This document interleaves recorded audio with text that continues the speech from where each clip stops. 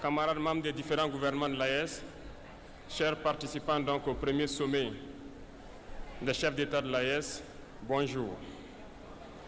C'est un immense plaisir et un honneur de nous retrouver ici aujourd'hui, une date bénie, une date mémorable, le 6 juillet 2024, ici à Niamey. Avant tout propos, rendons grâce à Dieu qui a permis donc que ce jour soit. Nous lui disons merci pour tout ce qu'il a pu faire pour nous jusqu'aujourd'hui et tout ce qu'il fera pour le peuple de l'AES. Permettez-moi également de rendre hommage au peuple nigérien. Ce peuple qui a tant souffert depuis l'avènement du CNSP et qui continue de rester debout. Merci aux Nigériens qui nous ont réservé un accueil chaleureux hier lorsque nous avons foulé le sol de notre patrie ici. Vous êtes plus que des amis, vous êtes plus que des voisins, vous êtes nos frères, vous êtes nos sœurs. Parce que la fraternité va au-delà de l'amitié ou du voisinage. Nous avons le même sang qui coule dans nos veines. Dans nos veines coule le sang de ces vaillants guerriers qui ont combattu et qui ont réservé ces terres que nous appelons Mali, Burkina et Niger. Dans nos veines coule le sang de ces vaillants guerriers qui ont aidé le monde entier à se débarrasser du nazisme et de beaucoup d'autres fléaux. Dans nos veines coule le sang de ces vaillants guerriers qui ont été déportés d'Afrique vers l'Europe, l'Amérique, l'Asie ou je ne sais encore, et qui ont contribué à construire ces États pendant l'esclavage. Dans nos veines coule le sang d'hommes dignes, d'hommes robustes, d'hommes debout. Et pour cela, soyons-en fiers et soyez remerciés d'être ressortissants de l'AES. L'Afrique, ce continent qui a tant souffert et qui continue de souffrir du fait des impérialistes. Ces impérialistes n'ont qu'un seul cliché en tête. L'Afrique est l'empire des esclaves. C'est comme ça qu'ils voient l'Afrique. Pour eux, les Africains les appartiennent. Nos terres les appartiennent. Nos sous-sols les appartiennent. Ils n'ont jamais pu changer de logiciel jusqu'à aujourd'hui. C'est déplorable. Mais comment procèdent-ils? C'est malheureusement depuis donc ces années 60 où ces simulacres d'indépendance ont été donnés à l'Afrique. Ils n'ont juste fait que placer des valets locaux à la tête, selon eux, de leur sous-préfecture pour pouvoir continuer à les alimenter. Ces valets locaux que nous allons qualifier aujourd'hui d'esclaves de salon n'ont d'autre repère que de chercher à vivre comme le maître, à satisfaire le maître et à faire tout ce que le maître lui dicte. Ils volent, ils pillent nos États, amènent tout chez le maître et leur richesse est conservée chez le maître.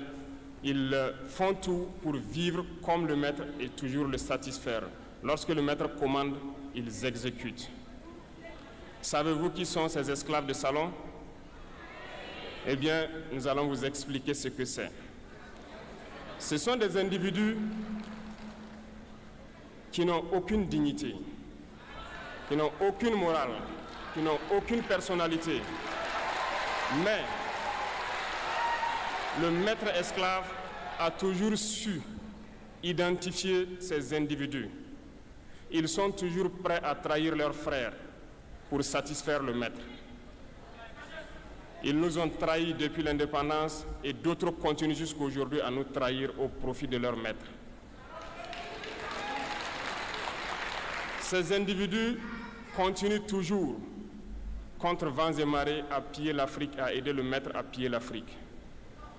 Ils se plaisent à le dire chaque année Dans leur sondage économique, le Burkina est le pays le plus pauvre, le Mali est le pays le plus pauvre, le Niger est le pays le plus pauvre. Nous sommes classés parmi les derniers.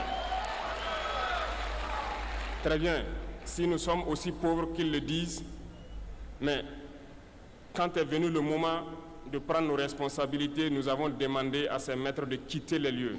Pourquoi ne veulent-ils pas partir? Lorsque nous prenons le cas du Niger, depuis plus de 40 ans, certains pays exploitent l'uranium pour produire de l'énergie chez eux. D'Ottawa jusqu'à Paris, les rues sont illuminées, c'est la lumière.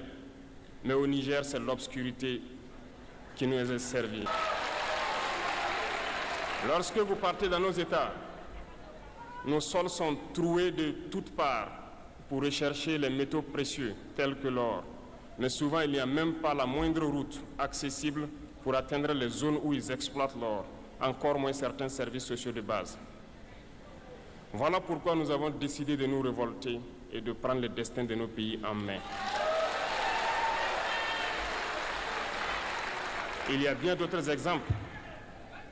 Mais lorsque nous avons décidé ainsi, eh bien, nous avons été approchés par certains esclaves de salon pour nous passer le message de leur maître. Parce qu'ils avaient créé cette sorte de chaîne polymère qui se relève à la tête de nos États pour les servir. Et nous sommes venus briser la chaîne. Et c'est inconcevable pour eux. Ils nous ont donc approchés et ils nous ont demandé de rentrer dans les rangs pour faire partir de l'élite qui doit diriger l'Afrique, parce qu'ils ont une élite formée et formatée qui doivent suivre, qui sont incrustés dans cette chaîne-là. Nous avons refusé de rentrer dans leur rang. Et dès lors, les hostilités ont commencé. Et ils ont fait fourvoyer dans nos zones plusieurs mercenaires, des formateurs. Les agents sont descendus dans le Sahel pour espérer mener des attaques barbares, lâches contre nos populations, espérer les révolter. En plus de ces attaques sur le terrain, les attaques communicationnelles, la manipulation, la désinformation battent son plein dans leur rang. Mais les peuples du Sahel ont compris et plus jamais on ne pourra les manipuler. Ils savent d'où ils viennent, ils savent ce qu'ils font et ils savent où ils partent.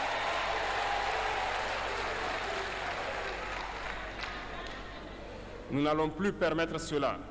Les gens sont éveillés et les gens se battent aujourd'hui, pas pour nous-mêmes, mais pour les générations à venir. Et merci à tous pour le combat qui est livré. Cela ne nous fait jamais pleurer. Nous n'allons pas trembler. Nous allons affronter. Nous allons nous battre pour l'indépendance réelle, pour notre liberté.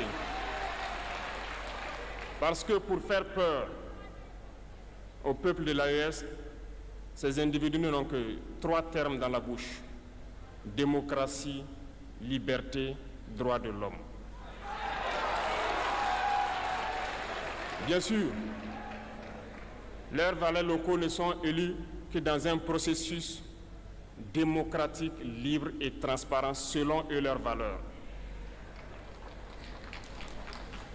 Quoi de plus normal qu'on veuille nous imposer cela, parce que c'est eux qui édictent les règles. Très bien, nous avons décidé de nous assumer. Voilà pourquoi un 26 juillet 2023, lorsque le Niger a décidé de tourner la page, les esclaves de salon et leurs maîtres sont montés sur les grands chevaux. Ils ont mis leurs valets locaux en avant et ont décidé de mener une guerre contre le peuple nigérien. Nous avons donc dit, quiconque osera s'en prendre au Niger nous aura en face, parce que nous mènerons une guerre sans merci jusqu'à la dernière goutte de sang pour quiconque osera s'attaquer à nos États. Cette parole, cette décision que nous avons eue hier est d'actualité aujourd'hui et sera d'actualité demain et pour toujours.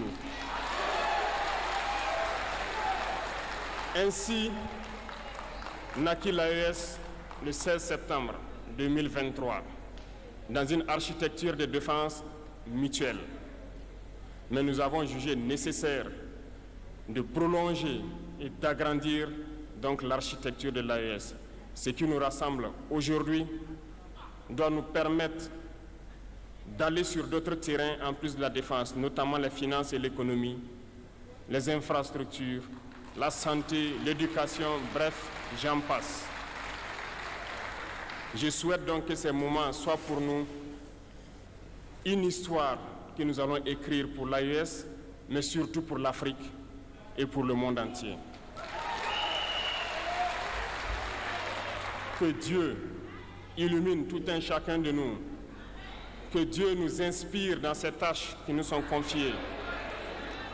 Et surtout, que lorsque nous faisons tous nos travaux, que nous ayons en tête une seule chose, l'intérêt suprême de nos populations.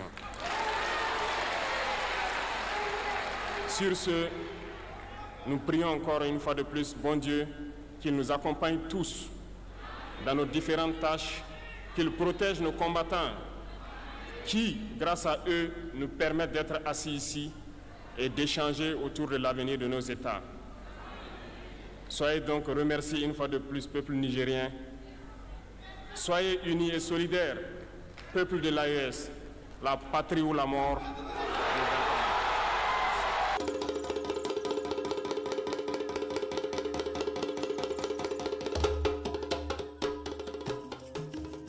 Bienvenue chez Africa Food Industry, votre partenaire de confiance pour une alimentation saine et de qualité.